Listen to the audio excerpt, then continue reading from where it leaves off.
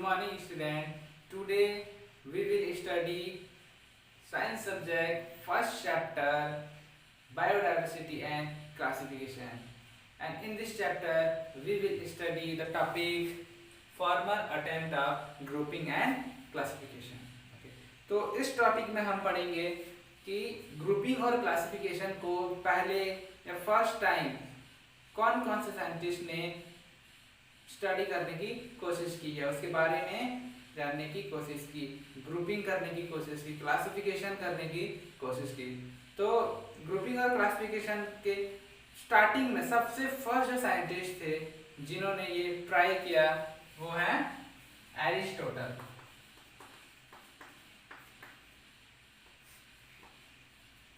Aristotle trying to classify organism into on the basis of their habitat।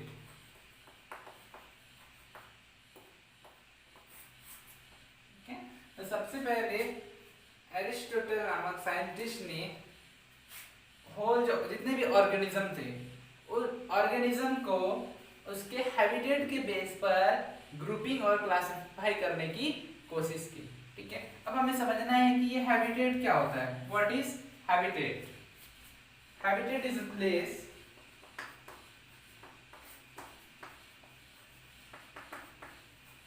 habitat is the place where basic needs like food, reproduction of organism is fulfilled। ठीक है, habitat मतलब एक ऐसा जगह होता है जहां ऑर्गेनिज्म को जीने के लिए फूड, ठीक है, अपना वंश बढ़ाने के लिए रिप्रोडक्शन, रहने के लिए जगह, ये सारी चीजें अवेलेबल हो। ठीक है, that we call habitat. That clear? Okay, अब first Aristotle tried grouping and classification of organism on the basis of their habitat, and later after Aristotle, John Ray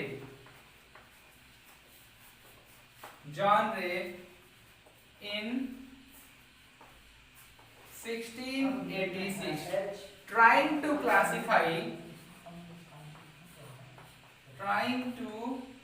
grouping and classify plants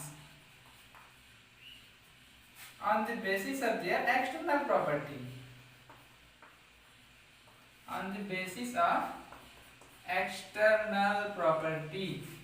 that we call morphology in science language।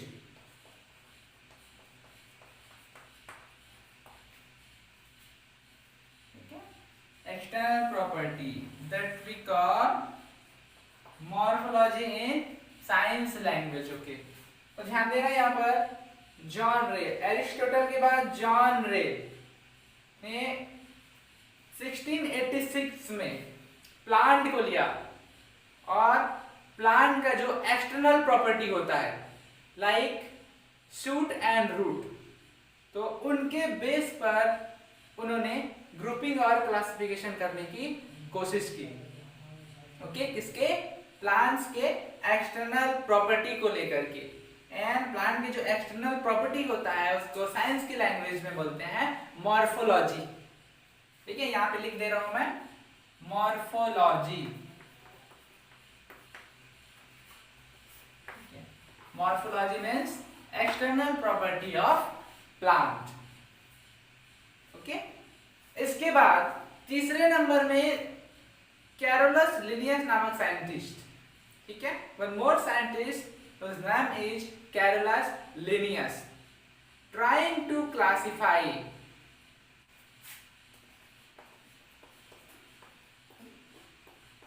after John Ray. Carolus Linnaeus.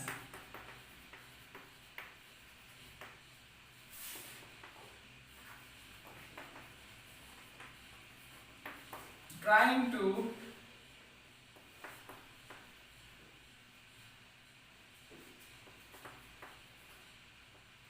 classify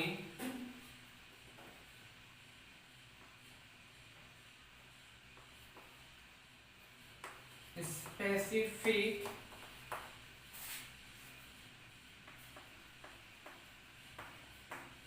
character of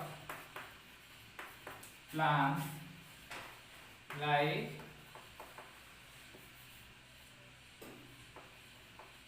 male and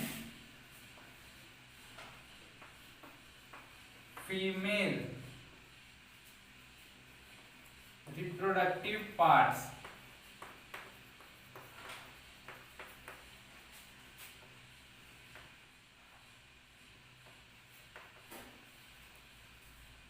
Presents in flower of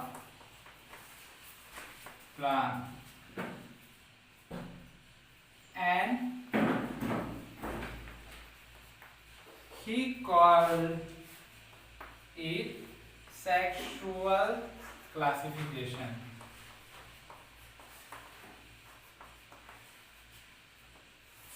ठीक है, बता दे रहा हूं, John रे के बाद Carolus Linnaeus scientist का नाम है, ट्राइंग टू क्लासिफाई, उन्होंने एक प्लांट लिया और प्लांट में पाए जाने वाले जो फ्लावर पार्ट्स होता है, उस फ्लावर पार्ट्स में मेल और फीमेल रिप्रोडक्टिव ऑर्गन के नंबर, ठीक है, कौन कौन से पार्ट्स फ्लावर में पाए जाते हैं और उसके कितने नंबर होते हैं, कितने संख्या में पाए जाते हैं, ठीक है, तो उसके बेस पर उन्होंने ग्रुपिंग और क्लासिफाई करने की कोशिश की और इस क्लासिफिकेशन को उन्होंने सेक्सुअल क्लासिफिकेशन कहा.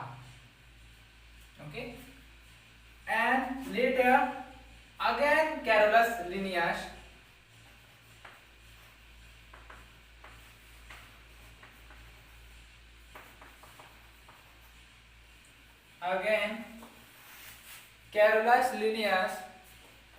trying to classify, trying to collect many specimen of plants and animals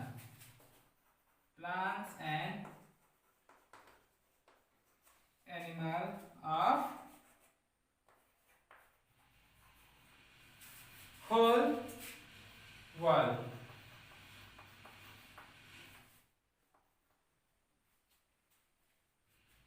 Okay, again Carolus Linnaeus trying to collect a many specimen of plants and animal of whole world.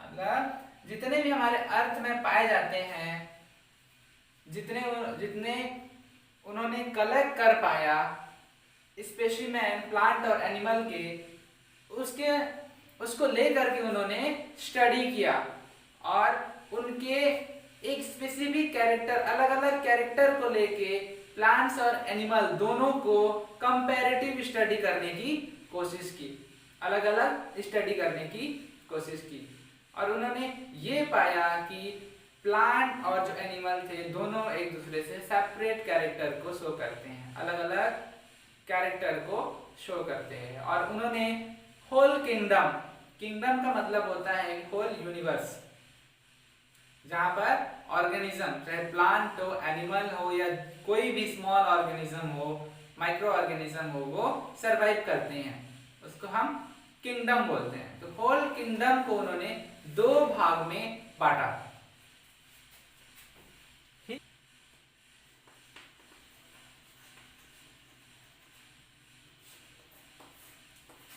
Plant kingdom,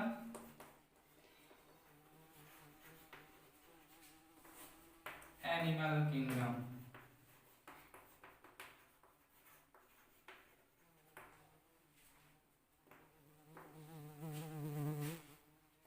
ठीक है, इस तरह से जो scientist थे Carolus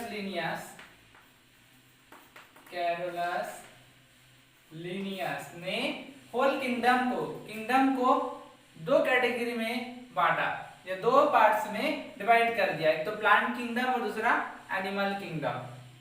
और इस classification को उन्होंने कहा binomial classification, and he call this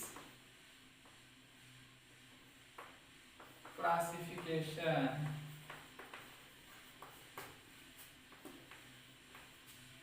binomial classification.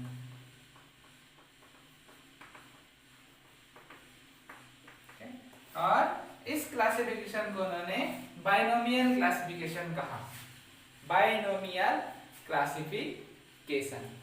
Okay, Carolus Linnaeus ने अपने क्लासिफिकेशन में, ठीक है, जो किंगडम को दो कैटेगरी में तो क्लासिफाई कर दिया, ठीक है, लेकिन जो दो कैटेगरी थे प्लांट किंगडम और एनिमल किंगडम, उन्होंने उनके इंटरनल जो स्ट्रक्चर होता है, इंटरनल स्ट्रक्चर को डीपली स्टडी करने में सक्षम नहीं हो पाए, या he is unable to study the internal characters of plant and animal kingdom because of low power of microscope। ठीक है, उस समय जो माइक्रोस्कोप था वो बहुत ही कम पावर वाला था, दैट मीन्स उसका जो जूमिंग कैपेबिलिटी थी बहुत ही कम थी, छोटे से छोटे चीज को वो नहीं देख पाता था। ठीक है, मतलब उतना डेवलप नहीं कर पाया था उस समय का जो माइक्रोस्कोप। लेकिन धीरे धीरे जब जनरेशन बढ़ता गया, मॉडर्न एज आता गया, तब माइक्रोस्कोप भी डेवलप करता गया, उसका पावर और डाइवर्जन भी बढ़ता गया। उसके बाद R.H. Whittaker,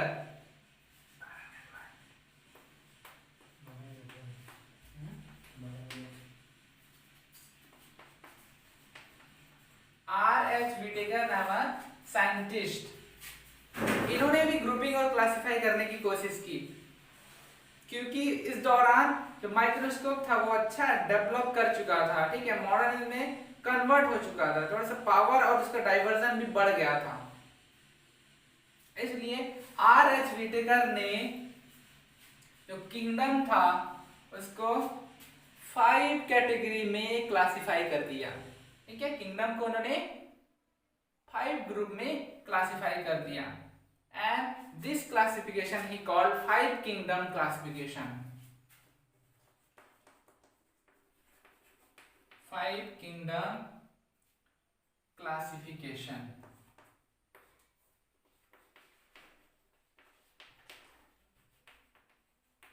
That is first Monera, Protista, Fungi,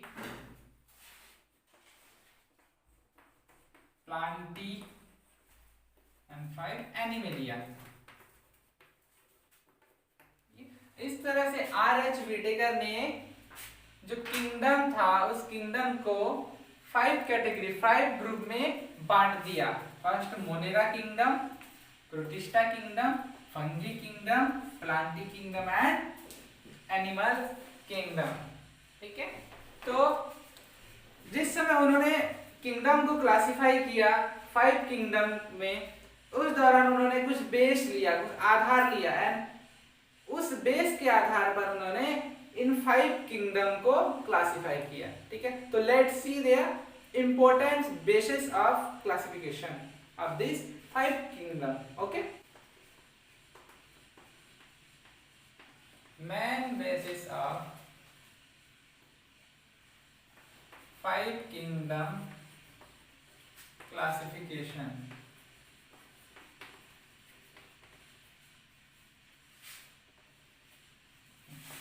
तो first is presence or absence of nuclear membrane.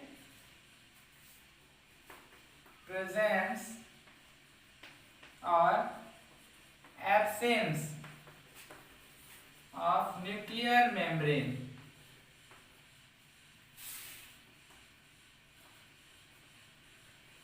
Membrane in organism.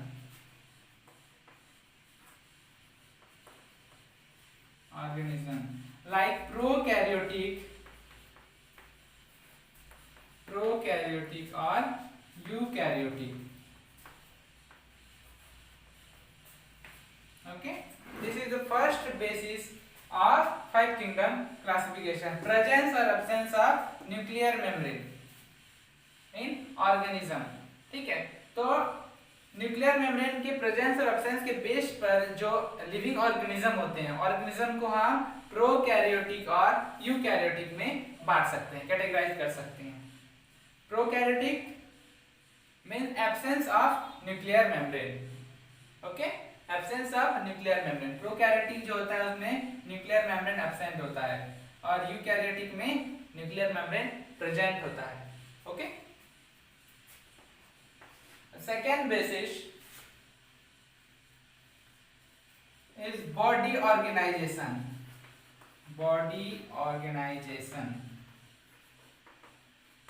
ठीक है, second basis is body organization, that is unicellular or multicellular.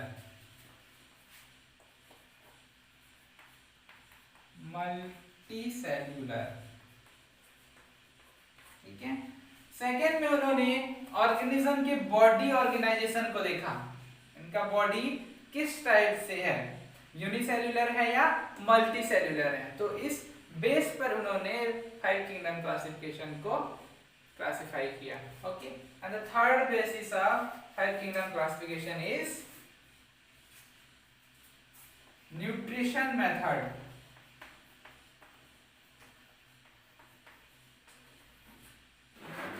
जो ऑर्गेनिज्म थे वो कैसे अपना न्यूट्रिशन करते हैं, वो ऑटोट्रॉपिक है या हेटेरोट्रॉपिक है.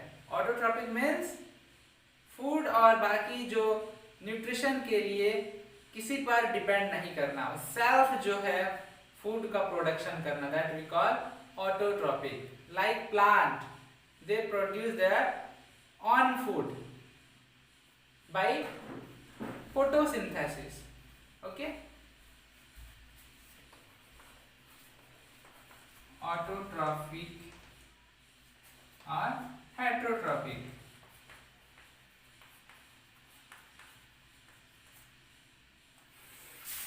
And these are the three bases of five kingdom classification. ठीक है, तो इस बेस के आधार पर RH व्हिटेकर ने फाइव किंगडम क्लासिफिकेशन दिया. ओके, सो